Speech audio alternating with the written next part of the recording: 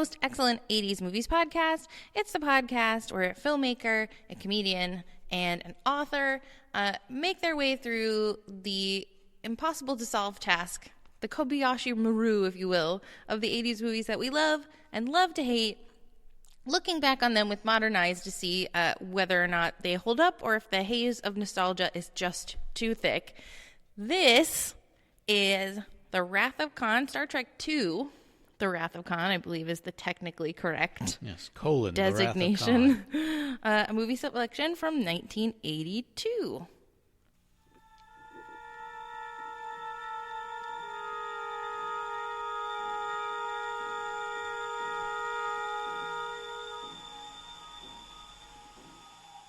Beyond the darkness, beyond the human evolution, is Khan, a genetically superior tyrant. Exiled to a barren planet, banished by a starship commander he is destined to destroy. Left for dead, he has survived. I'll chase him round the moons of Nibia and round the Antares maelstrom and round perdition's flames before I give him up. There she is. There she is.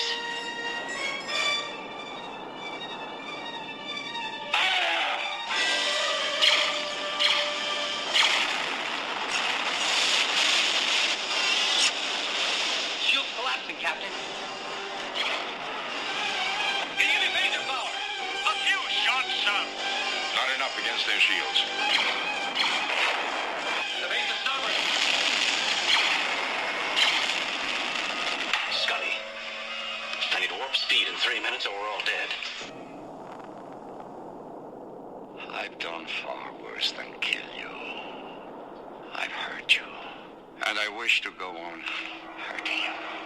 I shall leave you as you left me, marooned for all eternity. Buried alive. Buried alive.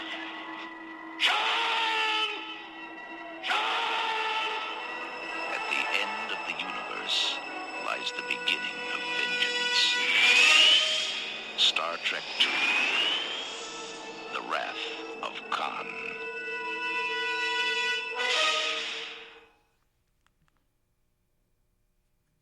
At the end of the universe lies the beginning of vengeance. And the falcon of metaphor. Seems like a long way to travel. And just to the left of that is the sunshine of tomorrow. Okay, so this is kind of a weird episode for us because, of course, we recorded this live at Phoenix Comic-Con way back in May.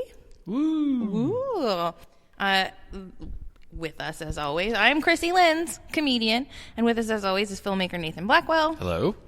And with us frequently is our guest. The easiest guest to obtain when we have no other guest. Is Craig Michael Curtis, author. Hello to everyone. Hello. You are also one of our guests when we recorded at Comic-Con. I was. This is take 2. It is take 2. So, yeah, we recorded it at Comic-Con. The recording didn't come out well. No, twas unusable for many reasons. There was a technical difficulty that sort of made the sound not capture fully and correctly. We also had too much audience interaction from Star Trek fans. We, specifically me, got yelled at a lot. Which, to be fair, so it was more about Star Trek fans voicing their enthusiasm. Yes, their enthusiasm, which sometimes mysteriously takes the form of, like, instead of propping up the things that we love, we're going to yell and scream about the things that we hate.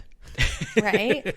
I think that's a thing in fandom in general. It is, which is like, we got to make some changes to that. Because that's not how we should be approaching things. Yeah, and when a franchise hits, like, the 50-year mark, it starts to get that where it's become so expansive and so generational that you start to get these I don't know, like Holy Wars. Yeah. It becomes very concentrated in terms of what you believe the series is about. What are the things that you love? And then the problem is that, Star Trek, just like Star Wars, has been so many things. Like the original series is something that I never got into until the movies. And I Like was this one, for example? Absolutely, this one in specific, and really the series that I got into was Next Generation, Which and I think is true of a lot of people. especially for our generation. age. Right. Yeah. Yes. But I mean, some people, their Star Trek is even more modern stuff. Like Next Generation was a while ago. Yeah, it really was. And that is kind of the thing. You see it with Star Trek, you see it with Star Wars, as we mentioned, also Doctor Who, like anything that's going to last. Absolutely. 10, 20 years from now, that will be Marvel, too, because it's just going to be... It gets so... That's not my Tony Stark. Yeah, exactly. You have a vision of it in your head, and if what is on the screen, either the movie screen or the TV screen, if it doesn't conform to what you have in your head, it is a war crime. It is. Well, it's almost like... that's like The Last takes Jedi. away- So many people lost their shit Precisely. on The Last Jedi. Yeah. I am pro The Last Jedi. Me too. Well, and I think I am as well. It doesn't erase your experience that there's a new experience being presented to a different generation. Yeah. You still like And the even, thing. I'm okay if you don't like The Last Jedi. I would say, if we're branching out in genres here. We but, are. if you didn't like Indiana Jones and the Kingdom of the Crystal Skull, Which you shouldn't. okay, I think that's more broadly, okay, that one didn't work out. Yeah. Did that ruin the franchise for you? No. Or I'm partial, as you guys know, to the films of Keanu Reeves, and the second two Matrix movies are just baffling in a way. But that doesn't make the first Matrix movie not absolute perfection, So yeah, I mean, it's a weird thing. And bringing it back to Wrath of Khan, it's arguably the best Star Trek film. Okay. And Gene Roddenberry, the creator of Star Trek, fucking hated this movie. They kicked him off, from what I understand. So some of the things that are great about this movie are the things that you don't see at all, like in the original series or in Next Generation, like the militarization of Star Trek. It feels very naval in this movie Yeah. in the way that the original series and the first movie did not at all. Yeah, the director, Nicholas Meyer, he was not a sci-fi fan. But what you can see in Wrath of Khan, his connective points, is that he was big into opera. Yeah. And he was big into Horatio Hornblower, these kind of naval adventures. It was like a Harry Potter naval adventure. It's just like this, a series of this young man kind of entering a world of adventure, And you see a lot of that sort of batten the hatches, prepare the torpedo, and, here they come around for another swing. And he's leaning hard into that and the military pomp. And Roddenberry hated anything that connected it to more military. It was there's no exploration going on other than talking about the Genesis device, which is very kind of plot device. It's very much of a MacGuffin. It's there's always been this balance of, especially right now, people hating the CBS series. It's oh no, it's big and a big adventure. It's like Star Wars. There's no exploration or science. It's well, there's none of that in Wrath of Khan. Yeah. So there's so many versions of Star Trek. There are. Yeah, and I like the new series, and I I'm excited about. It hasn't started yet, has it? The new Picard. No. But it's coming out soon. Yeah, I'm super excited for that. I've seen the first season of the CBS series. I haven't seen the second season, but that's just because I'm cheap. There are so many different forms that it exists in. This movie starts out in the sort of legendary test of the unwinnable Kobayashi Maru. Yes. Right. And we got Kirstie Alley up in there looking fabulous. She looks great. Yeah. She's This so is our adorable. second Kirstie Alley film. We had her in Runaway. That's right, Runaway. looking fabulous. And having such a small part in that one, too. We haven't done Look Who's Talking. I think Wrath of Khan was really where she kind of came. That was her introduction to the world. I mean, she wasn't in the third Star Trek movie specifically because she was too big for it now. She was doing Cheers and she was doing all this movie stuff. Yeah, they wanted to have this character be repeatable. And in Star Trek 3, they have a different actress playing the same character. Robin Curtis, I think. And then they wanted the character in number 6 as well, but again, they couldn't get any of the actors, so they just made it a new character. That was Kim Cattrall. Yeah. Yeah. So. Yeah, they just basically, okay, well, is a young female Vulcan who is a protege to Spock, and that was basically the exact same character. Right. Oh, he's got a lot of female proteges. Look, he's got an internship program, all right, where he is bringing young female Vulcans up through the female ranks. representation in Vulcan society is not as progressed as... That's right, and Spock is doing his part. Right. It's not creepy. And she's sort of in charge, and I'll tell you what I hate about that first scene is just that, like, apparently commanding a starship, and this is like throughout all of Star Trek, is just constantly barking instructions at people. And then giving you shade on it. Also spinning around in your chair dramatically. Yeah. Well, and like me being like, you push button 3, pushing button 3 confirmed. All right, now move dial 7 2 degrees. Dial 7 moving 2 degrees. It's like, oh my God. Isn't there a big picture thing somewhere? Like, you know. Just give me a joystick. Yeah. Or just like. Which they've also done in Star Trek. Yeah. It's like, you know your job. You're doing great. Keep doing what, like bigger picture instructions, I feel like. Continue to do your job, and I will sit here. Do something. Keep driving. So she's doing the test. Kirk is, and you guys are going to have to help me out because I have not watched this since we watched it in May. He's like the boss of their training. Well, we don't know that the boss of their training. This is a training exercise or a simulator until the very end. We think that, here's the Enterprise that we all know and love. And all why of our is she favorite officers are kind of gathered around at their stations, but there's this young Vulcan woman who's captain Part of the the ship for some program, reason. yeah. and everyone like Sulu and Spock and everyone is taking it's a orders big from her. misdirect. We don't know why she's in charge, why Kirk's not there. And then also when this movie came out, like there was already buzz that Spock would be dying. And so he dies in the simulation, and in some way it was kind of a misdirect. Yeah, you assume, that's the red herring. Spock dies. It was in the simulation. That's how we know. That's how it happened. And then we realize that so the simulation is over. Right. It's about the everyone Kobayashi Maru is about accepting that, how we it gives us a chance for him to kind of say, in some ways, the thesis of how we deal with death is as important as how we deal with life.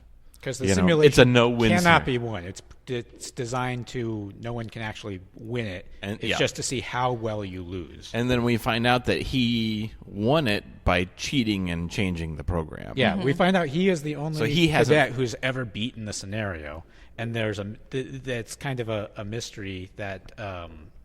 How do you do it? Yeah, how did he beat the no-win scenario? And he kind of lords it over everyone. But, I'm the one who beat it. But basically, he's an admiral now who's in charge of training people. So he's not gallivanting the galaxy. He's basically a teacher. And what a super terrible bored. fate, yes. But I think that's like a super shitty thing. Like, I get that it's like, you have to like be good at the unwinnable situation. It's like, that's not building anyone's confidence. It's a little pretentious. It's more of a military command thing of just knowing that sometimes there's no way to win.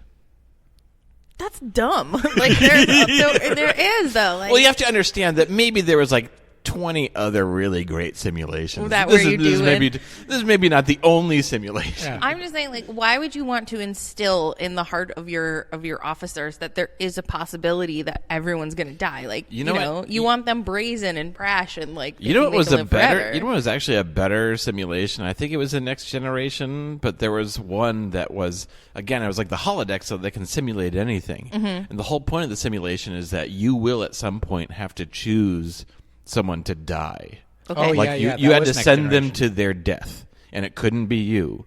You had to pick someone to go save the ship. and order them to go to their death. To And save that the is ship. part of a command of a like a military Right. vessel. Like you are going to have to put people's lives, and sometimes you're going to have to specifically pick one person to sacrifice themselves and for look them in the eye and say, "You need to go in there and eat all that radiation, but fix the thing first." You basically have to order someone to be Spock in this movie, Right.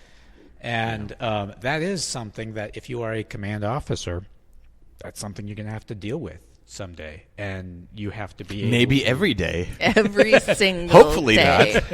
All right, so So- they finish up the Kobayashi Maru, and I'm always comparing this to the and this is what earned me the deep love of our audience, especially in the front row.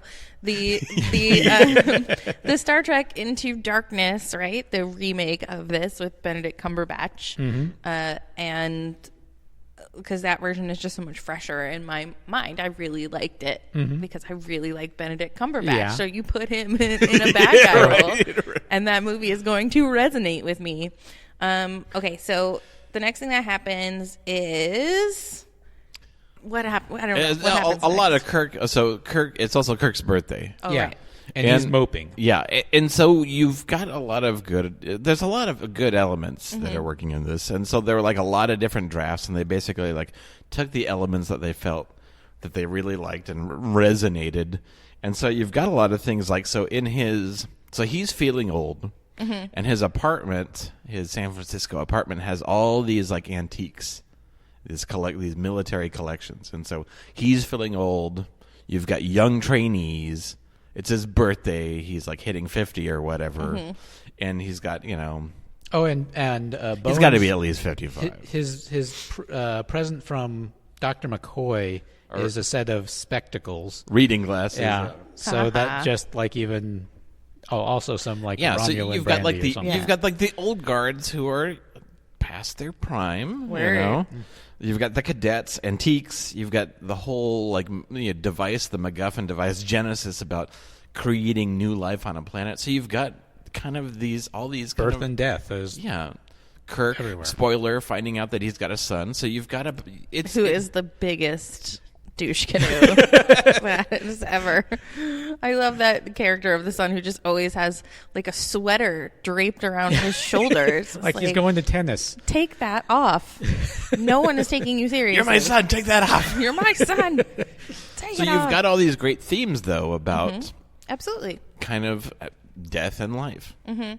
And for Khan too, who we're about to meet, it's the limits of revenge, right? How far will you go to get vengeance and like just be a dick to someone who Being so obsessed with it that is to the exclusion of your own preservation. and all the other people who are still alive with you. Yeah. Like, you know what? I hate you, Six. There's a point where it's like You know? his second in command is like, you've already beaten him. He's crippled. He's marooned on this, and you've beaten him. We have a starship now. Let's go have some fun. Let's go to the party planet. and move on. You've already got your no. It needs to be complete revenge. Yeah. And it's like just because that he can't like let it go. If he's completed his revenge, he has nothing else to live for really. Yeah. So he just needs to keep doing it. No one else wants to hear him quote Shakespeare at them all day long. And it's like, yeah, I like that one where they're all like, hey, like we all look great. Look how terrific our chest muscles are. Like we're gorgeous. We won. Let's go hang out. Like let's just chill. Let's Go kick party. Yeah. And it. The answer is no. no. The answer is no. Okay, so like, what point does Khan pop out? It's Chekhov, right? Yeah, it mixes in with the Genesis device thing. They need to find a lifeless planet, and they find one, except it's not completely lifeless, so they go down, and it's a little confusing because they mistake this world for another world that apparently the other world exploded, and so they mistook City Alpha 5 for City Alpha 6, and City Alpha 6 is where they marooned Khan decades ago. Well, that seems like kind of a big mistake. It was an oversight. Like, let's stay clear of all the City Alphas. Yeah. And but they go down to the planet. Chekhov and his new commander, who are from the Reliant, another starship, and A Miranda basically class starship. Oh yes, and it is beautiful. I love that ship. But Wait, is that why the Voyage Trekker's ship is called the Remarkable? Because it's similar to the Reliant? No, it's like you. So yeah, in the sci-fi web series that we do, there's a tradition you've got to name all the ships, you know, and so like some of these things like the Excelsior and these great style superlative names. Yeah, superlative names. Our ship is the Remarkable. But yeah, so the Captain Terrell and Chekhov go down because naturally, whenever you go into an unknown situation, especially in like a toxic environment, you want to send your captain and your first officer down first.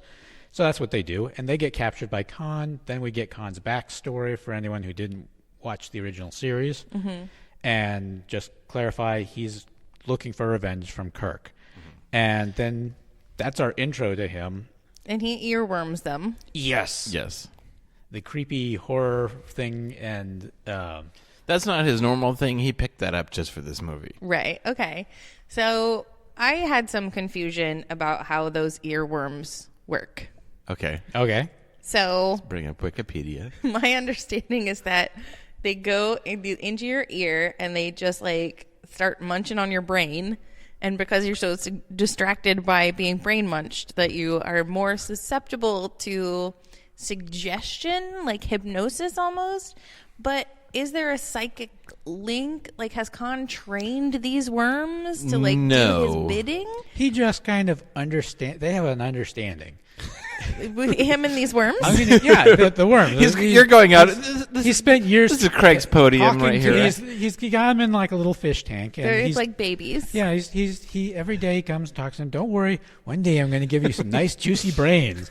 And when I do, he's given them like an Apple Watch that he can communicate to. yeah. Well, he's giving The it to worms? the victims. No, to the people. So there's no the special. worms are going to do what they do. There's no But they're special just- powers. There's no special powers. It's in terms of his control over Chekhov and Terrell, it's really just when they first get brain munched, they are he is now kind of imprinted himself as their master or their father figure. And so now listen to me because I'm the one who put the brain This slug is in there. to Chekhov, not the worms. But it's two separate things, right? So the worms are just munching away. The worms are that's what They're they do. growing. Yeah. And he's like, I'm the boss of you. Yeah. Yes. The worms are doing their own thing. Khan's doing his own thing, and Chekhov is just kind of shrugging And the worms away. are just a convenient He's just means. grooving on it. Yes. Correct. Okay. But it doesn't work that great because No. they're both like... Well, Are you saying the worms are a flawed system? I was confused by them because I thought it was like Craig was describing like he trained them and the worms were going, yeah. No, they're let's- babies. You can't train babies. That's true. So He says not quite domesticated. So I think there was a little bit a little training bit of going on. domestication. A little bit, yeah. I mean, what are you going to do? You're going to play chess again? What do you do if you're stuck on that planet? You mean- train mind worms. That's You do Shakespeare a plays, hobby. which I think is and, what they're doing. There's like 5 books, and like there's Paradise Lost and the Bible and Moby Dick, and you And just they're- read those 3 books over and over They're again. doing and- chest presses, like And to- yeah, Oh, let's be get clear. those pecs. Ricardo Montalban is great. He is great. He is yeah. great. And that is 100% his chest. Yes. And let's just say they're going into this when they were making this movie. The original series got canceled like I don't know 15 years before. The first movie did okay, but Yeah, the first this movie was kind of like the Star Trek franchise petering out, and it was just like This was a last ditch attempt. yeah. And when you're Ricardo Montalban, you were in exactly 1 episode in the old series, and you're brought in to do this sci-fi movie, and they give you this kind of semi-ridiculous outfit to wear and these lines that are just over the top. He went for it, and I think he deserves credit for that. I mean, you could have just a lot of veteran actors would have just kind of, all right, paycheck, and I'll read my lines and get through this. But no, he like Not our all Ricardo. out, yeah. He's going Yeah. for it. He's- He's at an 11. Yeah. Like, Yeah.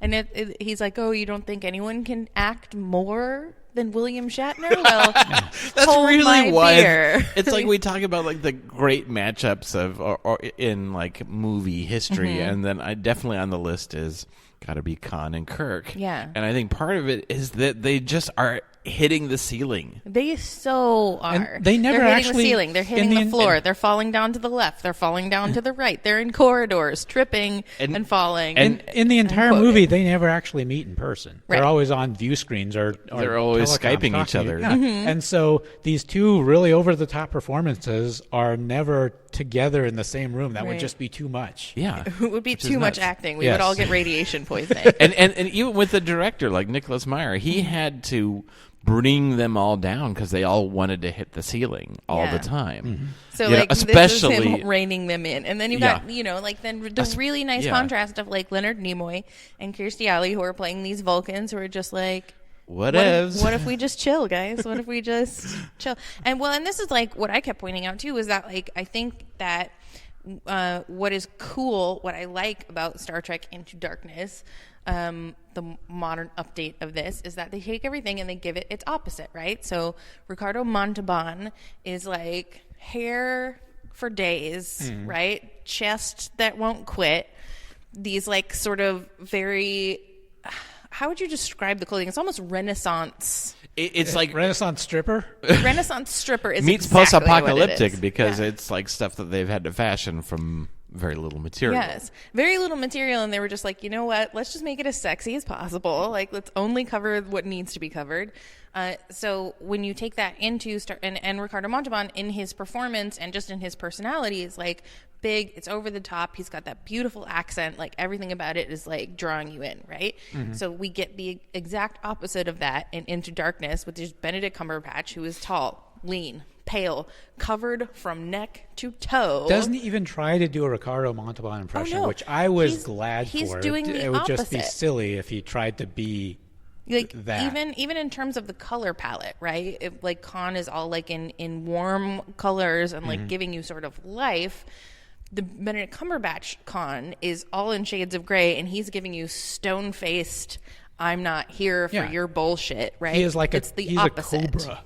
Exactly, which is what I love. And if you're going to have two things, let's not do an impression of the first one. Exactly, yeah. Let's not completely repeat what we saw the first time. Let's turn it on its ear and say, what if we tell this story, but everybody's exactly the opposite of what we expect them to be? Like, Benedict Cumberbatch as Khan is like cold, calculating, unfeeling, uncaring, still possessed by vengeance, but he's serving it cold, Yeah. you know? Oh, and yeah. I like he's leading that. a cult. I like that. And I like understand that some people have a strong aversion, but I think there's place for everyone at the Yes. table. Okay, so then at some point Kirk gets marooned himself on the bottom of a planet in a hallway. underneath a planet. And underneath the surface, there's not even a tunnel to the entrance. They just kind of cored out I don't even know if it's a planet, like a little planetoid. It's a moon. And Okay. they're just they did it to do some tests in there. And of the there's- Genesis thing. Yeah, there's no tunnel to the surface. And even if there was, there's no ship on the surface. So once you're in there, if no one knows you're there forever as far as, Yeah. and so I like that we got to see like a pitch video for the science team. You know, it was like one of the early CGI more concept video. Yeah, and, it's like, here's our pitch for the Genesis project. We hope you fund it. You know, and that was so advanced for the early 80s, wasn't it? oh yeah, I mean, that- it holds up today. It's a oneer. You like this great shot of and that was so difficult to do. And so then that's when we see what the Genesis created. What the whole Genesis device does. the tutorial about where you have Carol Marcus doing the narration. And they do such a great job of introducing Kirk's past with Carol Marcus. It's a character that I don't think was in the original series. Was she? I didn't know I don't anything think about. so. But yeah, you just get these small moments of Spock going, Carol Marcus, and then there's a pause, and Kirk goes, yes. And then you immediately there's a history there. Yeah. You don't know what it is yet, but it just kind of and that the Kirk and Bones snappy Yeah. They snap at each other all the time. Yeah. You know, That's in their the turbo thing. lift, and just as like, as a physician, you should know about the dangers of opening old wounds, bitch. You know? Who am I hiding from? From yourself, Admiral. They have a great relationship because they do kind of Not emotionally they bicker great, like but- an old couple. And do. you don't get that with Kirk and Spock, but McCoy is really, he's not just the third wheel in this. He is the emotional confidant of Kirk, and he knows more about Kirk's history, I think, than anyone except for Kirk himself. And it's Carl Urban in the new one, so we don't lose anything. It's great. Okay, so they're stuck. Everybody's like really mad, and they're all freaking out, and they're like, "We're stuck, and we're mad." And Kirk's like, "Can we all just chill? Like, does anyone have a snack? Should we have a snack?" Yeah, he's being really cocky without a cause to me. Yeah. It's like, you just got defeated by Khan. We're trapped here forever. I'm was that counting great- the yeah. boy-to-girl ratio, and I'm not thrilled about it. And he's just like, he's snacking on an apple like an asshole, and just like, no, everything's going according to plan. What you guys? Because he does have a secret plan. He does have a plan, and he assumes it's going very well. We did gloss over like one of the best action sequences in the whole movie, Okay. which is like Khan's spring attack, Okay. and then that's just so great. I don't remember it, Nathan, so you're going to have to tell me what Goddamn it. happens. Oh, I mean, it's just so great in terms of suspense, and it definitely kind of, you've got these two great sequences that are very, again, just like these naval, like, turn the mast to port, and it's like, bring the guns around, and just Ooh, turn the dial 2 degrees that right, way. and just this whole ambush that Khan has on them, Okay. bringing in a friendly ship, the Reliant, Virtually and- cripples the Enterprise with a sneak attack. yeah, and Okay. and then Kirk flipping it around by, taking control of the Reliant and having them lower their shields. Because and, he understands these ships more than Khan. Khan is incredibly intelligent, but Kirk understands these ships in a way that Khan doesn't. And so you get kind of this great kind of naval like chess game. It's like one of the things I really loved in like the Hunt for Red October. It's like it's a chess game of like move, counter move. Yeah. And then again, of course, the big battle at the end of the movie, which we'll get to later. Okay. So, once again, I understand better in the newer version. Like, what is Khan? He's like, they were like, oh, let's make a super soldier. So so he's from the past.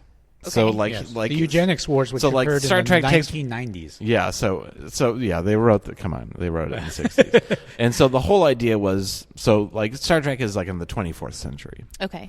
And so in the past there were like these genetically created supermen. And so he was effectively a dictator. Okay, and that's why he got marooned, because it was like, Yeah, you so need in his, to, like- no, in his time he was basically a genetically superior dictator. He was like a scourge of the earth. You know, Okay. like everyone knew Khan. It was a big deal. And so I assume I'm a little fuzzy on the details, but he basically either got overturned or whatever, and so they basically went into cryosleep. They and- exiled him into cryosleep, but then they basically shot. All right, Yeah, we- Dr. we- Evil we won't style, he kill left you. Earth. We won't kill you, but we're going to exile you into. We're going to put you in cryosleep, put you on the ship, Yeah. and just throw you into He was space basically and let Dr. space figure it Evil out. with a country. Right. And he got defeated and got frozen into space with all of his dudes. And Kirk did that. no. No. This was back in the past. This is This is like in the 90s. Then why is he so mad at So Captain Kirk? then that's in where, the TV that brings us show. to the TV show. Explain this movie to me. you guys. in the TV show, Okay. they find them. They bring him back, and he's like, "Well, I'm not just going to be some dude. I'm going to take over." Right. So he tries to take over the Enterprise. Kirk foils him, and and instead of like, you're going to space prison, the decision is that they're going to just be basically put on this planet Okay. to have a life, to have a chance, It's a planet with no technology. It's just like a forest or a jungle. It should be noted that in the TV episode at the very end here, Khan's pretty okay with this. It's like, all right, I'm going to build a new world on this place, and he falls in love with. Because one again, of he's a Kirk's- leader. He's a dictator by Yeah, nature. he wants to build. He's not. I won't say he's not evil, but he doesn't consider himself evil. He considers himself the rightful leader of humanity. Right. And so he likes this challenge, and he falls in love with one of Kirk's female officers, and she goes with him. Yeah, so on he's this got a exile. love. And so, in the interim between the series and the movie, Apparently, the whole planet was just wasted. yeah, City Alpha 5 turned into this wasteland.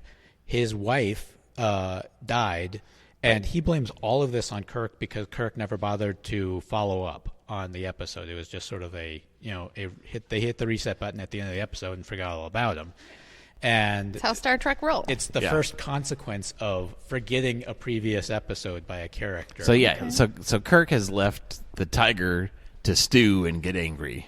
Okay. All right. So so did you get to say everything you wanted to say about this super cool spacey chasey? It's great. Okay. So the way that they win in the end is that like he like gives this coded sort of like subliminal messagey like wink wink. So he's been pushed a lot about being kind of a cowboy and playing, shooting from the hip, which is a cowboy thing. It is. It's a cowboy term. Hip shooting. And so As opposed to shooting from next to your ear, which would not right. be. yeah. So Kirstie Alley is like, by the book, it should be this, and that. And Spock is like, dude, he knows the book. He's just ignoring it. And so this time he goes by the book. Right. And it confuses, and she's not in the loop. That's okay.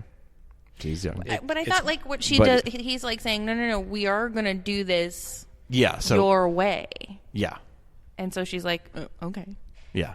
And so he basically with Scotty with Spock. He and Spock kind of speak on another because this communication takes place over a communicator. They know and each Spock other is so saying, well. Buy a book, and they can read each other so well, even over a communicator, that they have an understanding.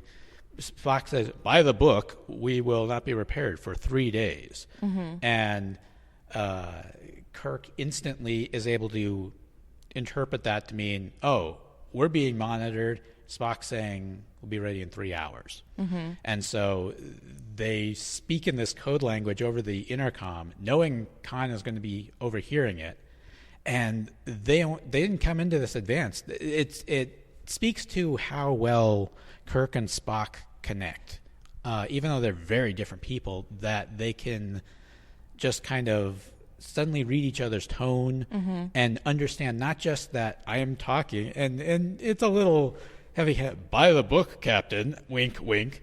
But I got it. They understand each other on a level that even McCoy or any of the other crew don't connect with Kirk on. Right. Yeah, and we have to touch on the connection of their friendship because again, spoiler alert if you haven't seen the movie, Spock dies at the end, and it's a very And Spock's whole deal is like the good of the many outweighs the needs of the many the outweigh one. the needs of the few, or Right. the one. Or the one. So in saving the day, essentially they have to kind of explode the Enterprise from the inside, unless one person can go and like tap the button. Yeah. That's my understanding. Yes. It's more that the ship has been damaged and someone's got to go They hit need the to- button to reset. Yeah. they reach a point where they Radiation in or out? No, we want it out. They've beaten Khan, but Khan is going to blow up his own ship and Yeah. the Enterprise with it. The Enterprise needs to get the hell out of Dodge, and their engines are damaged because radiation is in the radiation room, and it just needs to be fixed. But just there's need a radiation. robot. Yeah. And or a radiation suit. Or a long stick with like a Put on 3 radiation suits. But so basically, Spock takes the initiative and goes in there and fixes the thing, gets a lethal dose of radiation in the process, and they get away. And so Spock sacrifices himself for the ship, the needs of the many, needs of the few, etc. And Kirk, who did not order him to do this, did not even know he was doing it in the first place. He thought everything, Scotty just fixed it, right? Like he always does, right? Like he in the always nick of does. time.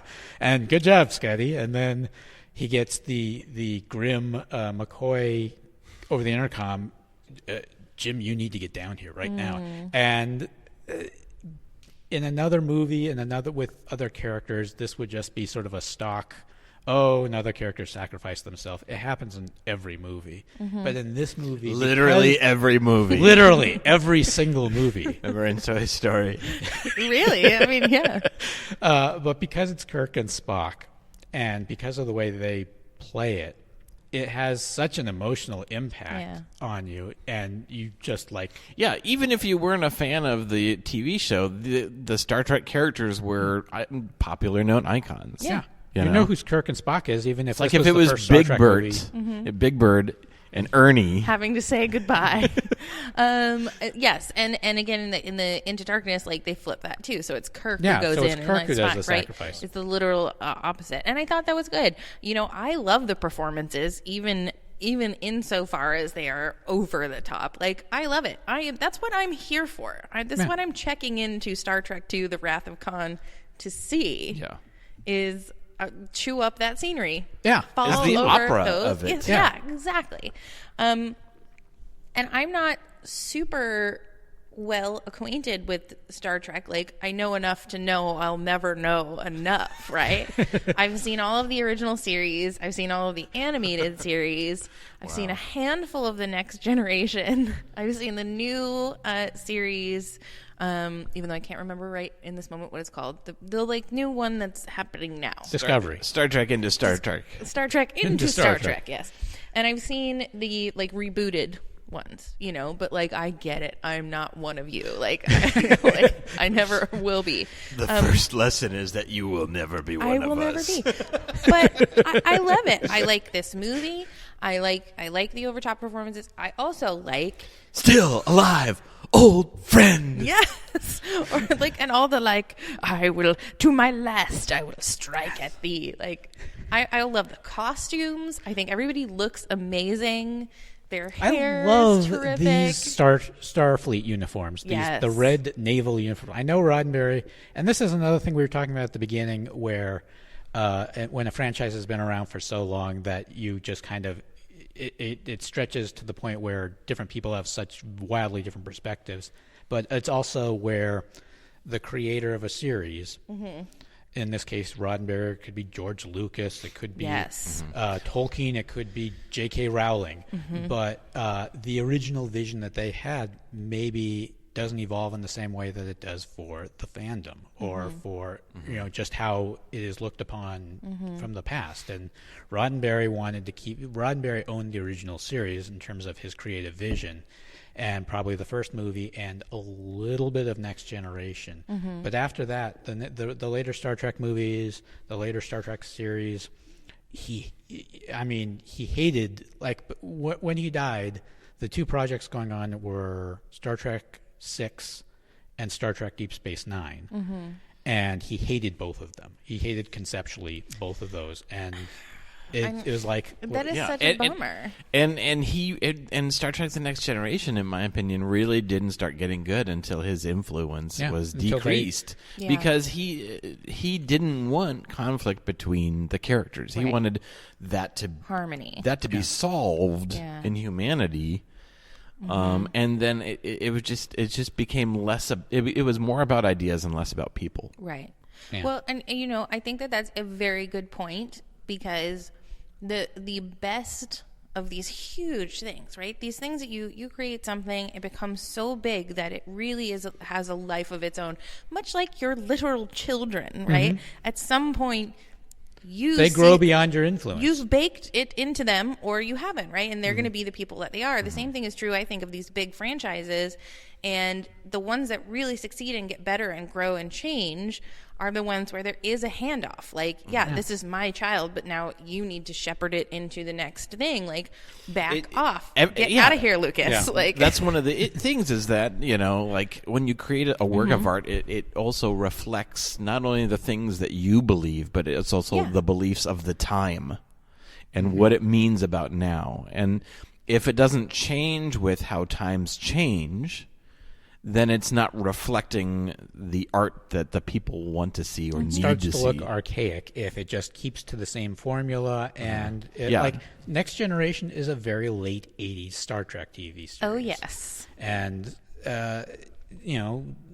Deep Space Nine Voyager, a very 90s Star Trek TV series. And the original series was a very 60s version. Which is the one I like. I like why that Rick Rack. it survived is because it's evolved with the times. This is an 80s Star Trek movie, and Into Darkness is a very teens Star Trek movie. It really is. And if you don't suit the times, if you're just holding on to the past, then you're just going to become an anachronism. Exactly. You're going to fade. At some point, you got to let it go, man. Yeah. Okay. But so I think we all agree that this movie does hold up. Yeah. As yeah. a Definitely. truly enjoyable watch. It's got some plot elements that are a little confusing or That's true. okay, that doesn't make sense. Why wouldn't they do this? But all in all, it's held up very, very well. Yeah, I'd put this in my top 25 Of all genres of all time? of all time, Wowie wow. or at wow. least in terms of the movies that I've seen. Okay. I'm glad we're limiting it to that. Yeah, otherwise it's hard. So what how would you rate it? Like I'm really interested to hear how you guys Right. would rate it as like being these sort of baked in fans. So I'm biased because this was in a lot of ways my introduction to Star Trek. Like Okay. I remember seeing this in the theater as like a 6-year-old. You know, Oh, Like- boy. the only image I remember is the credits, and then the lights come up, and I'm just thinking, whoa, that was a movie. Yeah. That was like I had seen movies before, I just but saw a movie. boy, that's a movie. Yeah. And so it's definitely baked into my mind of like the kind of movies I loved. And at this point, I'd already seen Star Wars and Raiders of the Lost Ark and all that other stuff, but which I probably love more even. But I mean, this one it was a watershed for me in terms of like movies and things like that. But yeah, I mean. I just never felt a connection with the Star Trek original series. It was too cerebral for a little kid. I loved the fantasy of it, but there was other stuff at that point that I could get into, and so it's difficult for me to say like how it compares because I do love Next Generation, but it's for different reasons. So how would you rate this then? Like, if we're not holding it up against other Star Trek, then just up against would like say other just- movies in your heart. I would say just as other movies. I mean, structurally, and structure is something that you can sense even without knowing anything about movie structure. It's fantastic because it's so operatic. It's so about the young and the old and the revenge and like the ultimate showdown of two people and these ships, these naval battles and just like everything being pushed to the furthest end, to where the best friend dies and then a world explodes or like I guess technically it doesn't explode, but but yeah, it's in terms of structure, it's just so fast and lean and mean, and it's just a wonderfly exciting film. Can I also just say for its tone, science fiction was really, I mean, it's been around for a while, but the modern science fiction at this point was really just getting started with Star Wars and also 2001 Space Odyssey. Okay. And each of those two movies had their own specific tone, and most science fiction movies that came after those two movies really tried to copy one or the other. This one really felt like it found its own voice. It feels like the most recent version of Battlestar Galactica does. It's gritty human drama in a sci-fi setting. And that wasn't really tried before. It took itself more seriously than most sci-fi movies did at the time.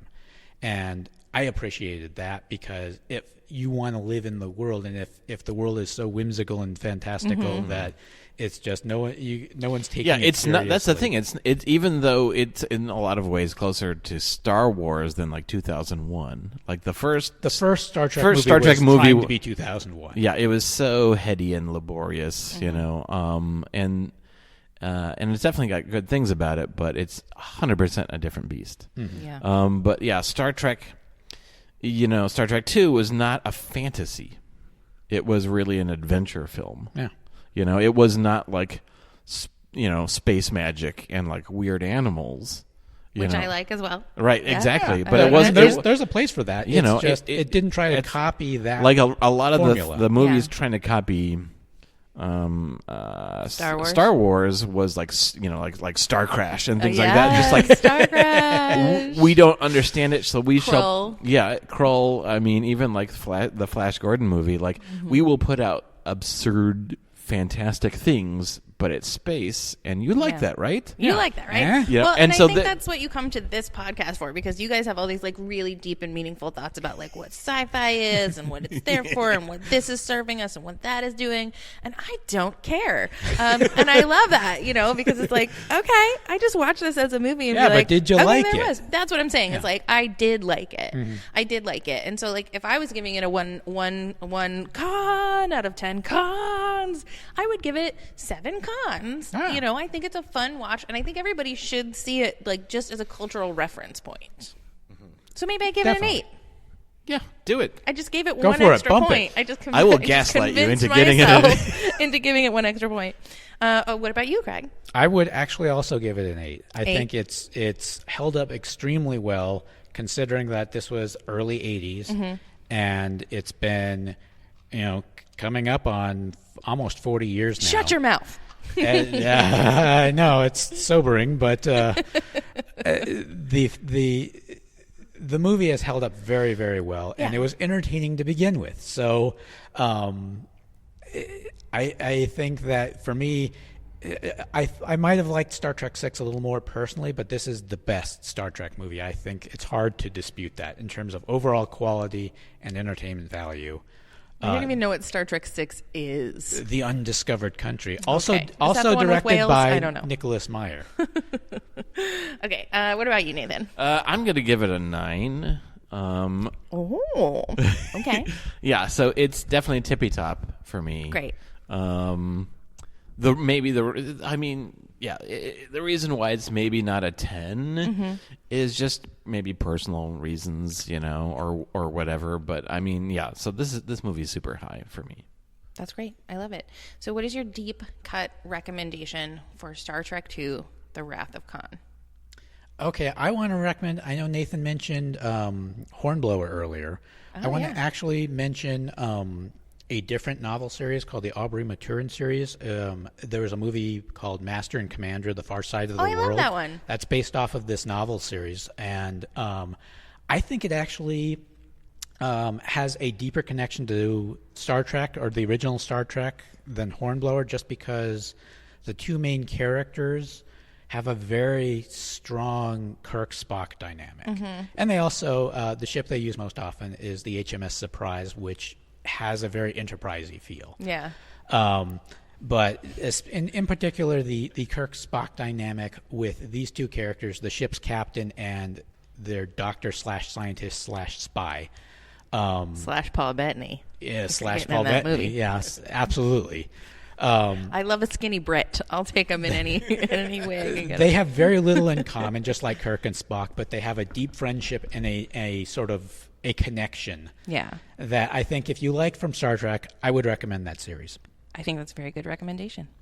What about you, Nathan? I'm gonna go with also a book. Ugh, yuck, books. Ew, reading. The View from the Bridge, which is a Nicholas Meyer, he's the director, memoir about kind of his times in Hollywood, but also specifically about, you know, the Wrath of Khan and directing Star Trek VI: The Undiscovered Country. So you get kind of a great kind of look behind of what it was actually like to make those movies, and like dealing with egos and like reining in Shatner and Montalban. And it's like, no, let's not hit the ceiling every time.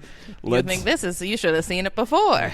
No, yeah, it's like wait, is this true? Is this true, or is this a false memory that they would just he would make Shatner do his lines over and over and over until he was tired? Yes. Is that real? So Shatner would always like overplay things. Like I feel like that he's like a poor marksman. You keep missing the mark. It's like Shatner just fires out like a cannon, and sometimes you don't want that. You need like a more human and restrained performance.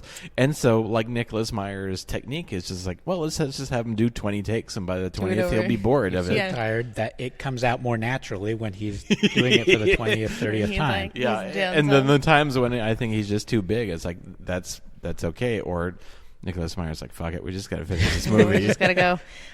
Okay, I like both of those recommendations. So this is not my recommendation, but I just want to mention, like, Ricardo Montalban is in the movie Spy Kids 3D, and like his performance in that is really charming. If you have to watch it, he's a charming guy. He makes it work. Yeah. But my recommendation is going to be therapy. For God's sake, go to therapy. Solve your problems like within yourself, your need to like define your life by how it relates to the people who have wronged you. No, let's work through that shit. Like, work on the communication that allows you to speak on two levels with somebody and have that level of subtext. Let's deal with our issues of getting older. Let's work out those father-son relationships. Let's really just work on ourselves, guys, and iron this out. Yeah. Let's learn how to handle a no-win scenario. Yeah. Stop wearing those goddamn sweaters like that. Would you please? Yeah. Awesome. Like, I'll tell you what, like, we definitely lost a little bit of in translation from the energy of the live event to like redoing it, now months later.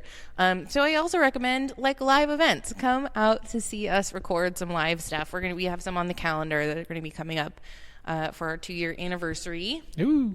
We're each going to do that thing where we like pick a favorite, a big one that we haven't done yet. And we're going to do those episodes live. So come see it while the magic happens, because that recording might get messed up and you might never see it again. We only do live podcasts that no one will ever hear. They're more like plays at this point.